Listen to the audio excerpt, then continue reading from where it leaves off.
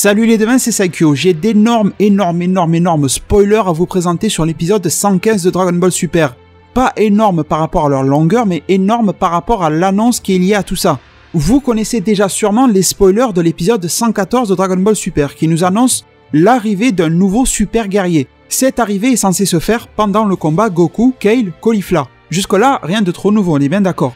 Sauf qu'aujourd'hui, nous venons d'obtenir un titre officiel mais provisoire justement de l'épisode 115 de DBS. Ce titre nous provient d'un programme TV japonais. Donc comme j'ai dit, il est officiel, mais après provisoire, ça veut dire qu'il pourra être un petit peu changé, c'est-à-dire un petit peu plus long ou un petit peu plus de détails, quelque chose comme ça. Mais le titre est réel. Et le titre de cet épisode-là, Goku versus Kefura, ou Kafla, vous verrez différentes traductions, les deux sont possibles. Et vraiment, si vous voulez être précis, en japonais, c'est Kefura. Comme le dit par exemple Herms98 sur Twitter, et je vais vous afficher aussi d'autres tweets d'autres personnes qui traduisent parfaitement bien le japonais, pour cet épisode du 12 novembre 2017, c'est bien le nom de Kefura qui est utilisé. Regardez même ce tweet de Goveta15 qui explique comment on écrit Kefura, comme ça ceux qui parlent et surtout lisent japonais, vous pouvez être sûr de l'information. Et du coup, la plupart des traducteurs s'accordent sur une chose, et je pense qu'on va tous être d'accord, que Kefura ressemble énormément à l'association du nom de Kale, qui donne Keru en japonais, et de Caulifla, qui en japonais se dit Karifura. Donc regardez, Kefura, si je le sépare en deux, on a Ke de Keru, et Fura de Karifura. Bien sûr, sans l'accent japonais, on s'en fout un petit peu, le but c'est l'information. Donc, on se tourne très sûrement vers un cas de fusion de Kale et de Caulifla, qui va combattre contre Goku.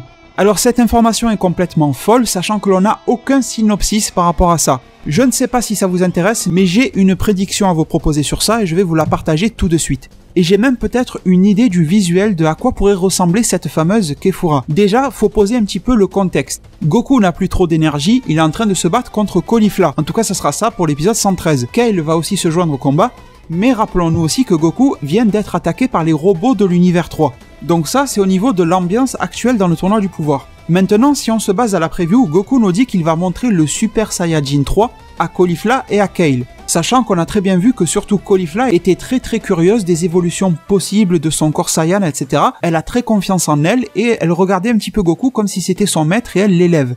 Rappelez-vous quand Goku lui a montré le Super Saiyan 1 et 2, il lui a dit qu'elle n'était pas prête pour le Super Saiyan God ni le Blue, mais il lui a quand même aussi dit que le Super Saiyan 3 pourrait être accessible un jour ou l'autre. Mais nous savons tous que même si les Saiyans de l'univers 6 ont un potentiel très différent et une capacité d'évolution très différente de ceux de l'univers 7, le Super Saiyan 3 reste quand même très consommateur et pompeux en ki, vous voyez. Parce que si vous remarquez bien, ce ne sont pas les transformations qui sont différentes d'un univers à l'autre, mais c'est le moyen d'y accéder. Bien sûr, je parle entre univers 6 et univers 7.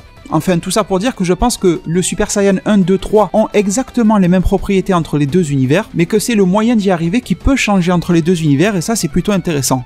Bon, tout ça pour dire que je pense que le Super Saiyan 3 univers 6 sera à peu près la même chose que dans l'univers 7. Du coup, mon constat actuel, c'est que Caulifla et Kale ne peuvent pas accéder à ce stade-là, et surtout Caulifla, parce que Kale, elle a déjà son mode berserker, donc à la limite elle n'a pas vraiment besoin d'un SSJ3, ça casserait un petit peu la logique, etc.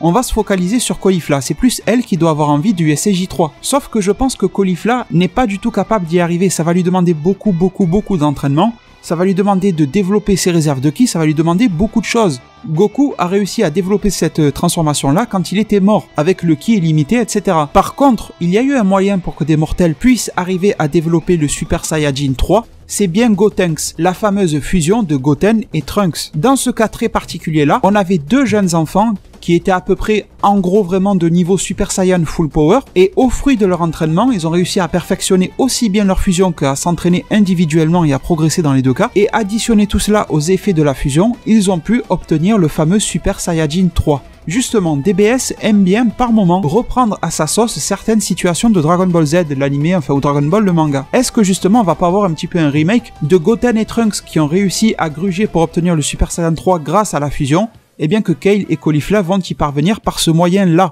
Parce que si vous voulez, je pense que la fusion Potara n'est pas forcément une grosse possibilité dans ce tournoi du pouvoir. Ok, les Zeno acceptent beaucoup de choses, c'est vrai, quand c'est cool, ils aiment bien. Mais de là à se dire que les Zeno acceptent que des Kaioshin balancent leur Potara en plein milieu du ring et que les mortels s'en emparent et fusionnent avec, ça fait peut-être un petit peu trop, vous voyez, surtout que dans le chapitre 29, les Zeno ont dit clairement qu'ils ne voulaient pas d'implication des dieux dans le tournoi du pouvoir. qu'il voulait que ça soit uniquement les mortels qui fassent un petit peu leur sauce. Donc c'est pour ça que si je dois plus pencher pour un des deux modes de fusion, je pencherai vers la version Métamol, plutôt que la version Potara. Donc ça voudrait dire que Goku va enseigner cette forme de fusion à Caulifla et à Kale.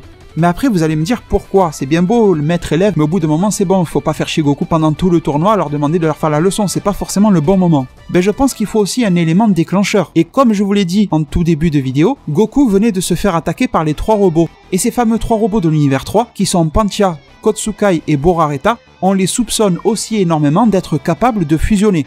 Je ne sais pas si ma review de l'épisode 112 sera sortie au moment où vous écouterez cette vidéo là, mais en tout cas dans ma review je vous dis une chose, parce que je l'ai déjà enregistré donc je le sais, c'est qu'il y a une énorme rumeur qui court et je trouve cette rumeur très logique, comme quoi ces 3 fameux robots pourraient pas fusionner mais en tout cas s'assembler pour n'en former qu'un, parce que si vous regardez bien les différents morceaux de structure verts là qui les composent, bien on a l'impression qu'on peut reconstituer un puzzle, c'est-à-dire qu'on peut en faire qu'un seul personnage. Je vous montre un fanart, c'est-à-dire un artiste amateur entre guillemets, qui a réalisé justement l'assemblage de ces 3 robots. Donc on pourrait corser la situation, si ces 3 robots n'en deviennent qu'un, ils pourraient devenir surpuissants d'une manière ou d'une autre alors, et devenir un gros problème que Goku ne pourrait pas régler lui-même, et peut-être même que Kale et Caulifla n'y arriveraient pas. D'ailleurs si Kale Berserker n'arrive pas à se faire ce robot là, c'est bien qu'ils sont très puissants, et que l'on va avoir besoin d'un très fort guerrier pour y arriver. Donc partant de ce principe-là, il va falloir que quelqu'un s'interpose dans ce combat-là contre les robots et les retienne, ça forcément, parce que sinon ils ne vont pas regarder Goku sagement en train d'apprendre la fusion à Kale et Caulifla. Pour ça, vous avez pas mal d'opportunités, vous avez C17 et C18 qui sont plutôt disponibles en ce moment, ça peut déjà faire l'affaire. Pendant ce temps-là, Goku apprend la fusion à Kale et Caulifla,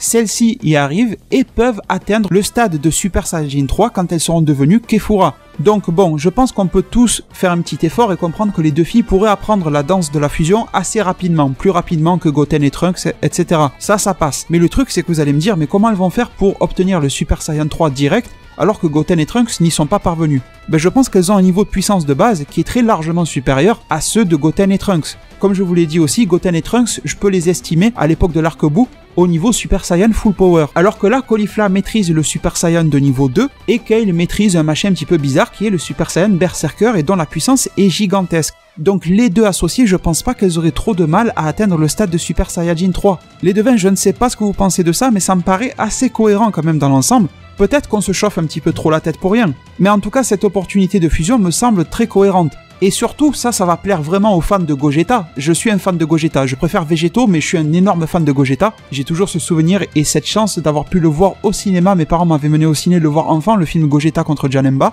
Donc forcément, c'est ce genre de moment d'enfance qui marque. Et Gogeta est un personnage qui pète la classe et la puissance, clairement. Ben justement, à chaque fois qu'il y en a un d'entre vous qui me pose la question du genre, est-ce que d'après toi, Gogeta peut revenir? Déjà, c'est très gentil parce que ça veut dire que vous me faites un petit peu confiance et vous me posez la question et que vous êtes intéressé par mon avis et je vous en remercie du fond du cœur. C'est vraiment superbe.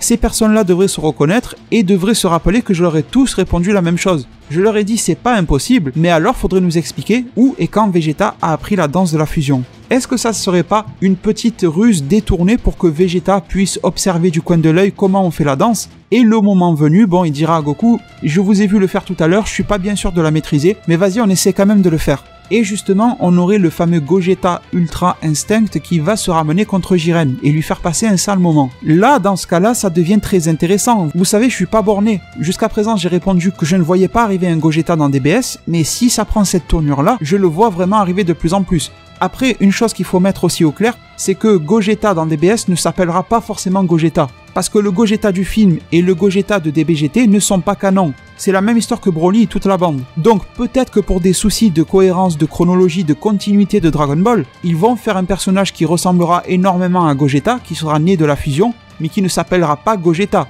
Je vous laisse vous amuser en zone commentaire à me dire comment pourrait s'appeler ce personnage-là. Vous inversez encore quelques syllabes dans le nom et vous pouvez très facilement en constituer un nouveau. Donc on pourrait avoir un troisième être né de la fusion Goku-Vegeta qui arriverait. Mais attention, ce Gogeta bis, c'est pas pour l'épisode 115, hein, c'est pour une étape beaucoup plus avancée du tournoi du pouvoir. Un nouveau match contre Jiren, enfin un truc comme ça. Mais en tout cas, si Goku fait la leçon à Kale et Caulifla et que Vegeta est dans les parages, ça m'étonnerait pas qu'il puisse en retirer quelques bons apprentissages. Pas forcément une maîtrise parfaite, mais bon. Mais on va dire que dans le feu de l'action, etc., pour rendre le moment cool, on nous fera voir est-ce qu'ils vont réussir la fusion, etc. Est-ce que Vegeta est capable de bien réaliser ça? Et au final, il te sort un putain de nouveau guerrier Saiyan avec son gilet de la fusion, avec le pantalon large, etc. comme Gotenks, un truc magnifique. Mais en tout cas, si ça arrive, ça serait beaucoup plus tard. Mais ça s'expliquerait grâce à ça. Et j'aurais quand même beaucoup de mal à croire que ce personnage s'appellerait Gogeta. Après, il n'y a aucun mal. parce que dire que ce personnage-là s'appelle Gogeta, ça casse pas la chronologie. Mais par contre, ça va foutre le bordel dans la tête de beaucoup de fans. Parce que beaucoup vont se dire, ben c'est bon, ils l'ont appelé Gogeta, donc Gogeta est canon. Non, ça voudra dire juste que Gogeta de DBS, il est canon. Mais celui du film et celui de DBGT, il faut les laisser à leur place. Ils ne font pas partie d'aucune chronologie, mis à part la chronologie de leur film et la chronologie de DBGT. Mais pas de la chronologie réelle de Dragon Ball. Bon, certains me diront que je suis allé un petit peu loin dans cette vidéo-là, mais je pense qu'il ne faut pas sous-estimer les fans, parce que je suis bien placé pour remarquer quels sont vos avis, vos retours, vos commentaires, vos questions, etc. que vous vous posez depuis plus d'1 an maintenant, depuis que j'ai ouvert ma chaîne. Et je sais très bien que quand je donne une information, un spoil, etc., ben les gens ont plein de questions, et ça c'est bien, il faut toujours se poser des questions dans la vie. Du coup, c'est pour ça que j'essaie de prendre un petit peu d'avance et de vous y répondre maintenant. Je pense que c'est quand même mieux de m'entendre y répondre directement en vidéo, plutôt que de vous y répondre en 2-3 lignes dans un commentaire YouTube, c'est pas forcément clair, etc. Bon les devins, je vous ai promis aussi une chose, je vous ai dit j'ai probablement une idée du design, en tout cas de la tête que pourrait avoir ce personnage-là. Alors c'est vrai qu'il y a quelques jours, on nous a annoncé ce fameux personnage mystérieux qui allait être révélé très bientôt et qui sera adapté en figurine. Donc on voyait que ce personnage-là avait des allures féminines, mais qu'il était aussi très banalisé, une tête ronde, pas de cheveux, etc. Limite on aurait dit une Jiren femelle. Donc il est bien possible que ça soit juste une ombre, une silhouette féminine pour nous faire comprendre que ça sera un nouveau personnage féminin qui arrive, mais que la figurine au final ne ressemble pas du tout à ce que vous voyez là. Que ça soit justement la fusion Kefura de Caulifla et de Kale. Donc je voulais déjà mettre ça au clair. Mais ensuite j'y viens. Regardez cette image-là. Elle est bien sûr issue de l'opening de DBS depuis l'épisode 77, si je dis pas de bêtises, et on en a beaucoup parlé au début, mais depuis on en parle très peu. Ce personnage féminin qui se trouve au milieu de pas mal de Pride Troopers. Au début on se demandait si c'était Kale, si c'était Caulifla, enfin voilà, on se posait beaucoup de questions. Et au final, est-ce que la réponse n'est pas tout simplement que c'est Kefura ou Kafla, parce que je pense qu'on risque de l'appeler Kafla à force des choses. Au final, son design nous fait penser un petit peu aux deux filles Saiyan, mais en même temps elle a l'air différente, donc il y a une grosse probabilité que ce personnage était là sous nos yeux depuis le début. On l'avait vu parce qu'on en a tous parlé au départ, mais on s'est dit bon ben en fait c'est juste Kale, et elle est dessinée un petit peu différemment parce que bon c'est juste l'opening et voilà. Mais en tout cas si c'est vraiment Kefura et qu'elle est entourée de Pride Troopers, je pense alors qu'elle devrait avoir une confrontation avec eux tôt ou tard. Et après, et pour conclure sur cette vidéo-là, les devins, si on a une fusion, peu importe Métamol ou Potara, faut bien penser qu'elle ne pourra pas durer indéfiniment. Et surtout, si les deux femmes Saiyan passent en Super Saiyan 3, ça risque de faire un petit peu la même histoire que pour Gotenks, ça va durer 5-10 minutes. J'ai dit 10 minutes parce que ça sera peut-être un peu plus que Gotenks, parce qu'elles ont sûrement des réserves d'énergie un petit peu plus élevées, etc. Mais ça devrait pas être super long, ça sera pas 30 minutes en tout cas. Par contre, bien sûr, ça laisse des possibilités de refusionner, parce que rappelez-vous que Gotenks, au bout d'un certain temps, enfin Goten et Trunks, quand ils avaient récupéré tout ça, ils pouvaient se relancer dans une fusion. Donc pourquoi pas, si Caulifla et Kale fusionnent ici, après si elles arrivent à se cacher et à récupérer, eh bien, elles peuvent refusionner aussi le moment venu. Donc beaucoup de choses très surprenantes mais très intéressantes risquent d'arriver dans la série DBS. Bien sûr, dès que le synopsis arrive, dès qu'on a une information ou une contre-information, parce que peut-être que Kafla est un nouveau personnage qui n'a rien à voir avec la fusion Caulifla et Kale. En tout cas, pour le moment, c'est l'option principale. Mais dans tous les cas, je serai là pour vous en informer. Donc je ne peux que vous conseiller de vous abonner et de bien penser à activer les notifications qui vous préviendront dès qu'une de mes vidéos sort. En plus, les notifications se sont remises à bugger énormément ces derniers jours. Donc si je peux me permettre très humblement de vous demander de passer de temps en temps sur la page des vidéos de ma chaîne pour voir s'il n'y a pas quelque chose de nouveau qui est arrivé, vous risquez de le manquer. Je vous dis ça parce qu'il y a énormément de gens qui sont abonnés, cloche activée, et qui me disent mais merde, j'ai pas reçu la notification. Ou alors ils reçoivent la notification mais grâce à Facebook et Twitter. Mais le souci c'est que bon, sur YouTube on est 41 000 et sur Facebook Twitter on est 1500. Du coup ça fait relativement peu de personnes qui sont au courant qu'une de mes vidéos sort. Bon, en tout cas les devins, je vous remercie énormément pour tout et j'espère de tout cœur que vous pourrez soutenir cette vidéo-là et ces énormes spoilers grâce à vos likes, vos j'aime sur cette vidéo. Encore merci pour tout, prenez tous bien soin de votre futur et à plus pour de prochains arts divinatoires.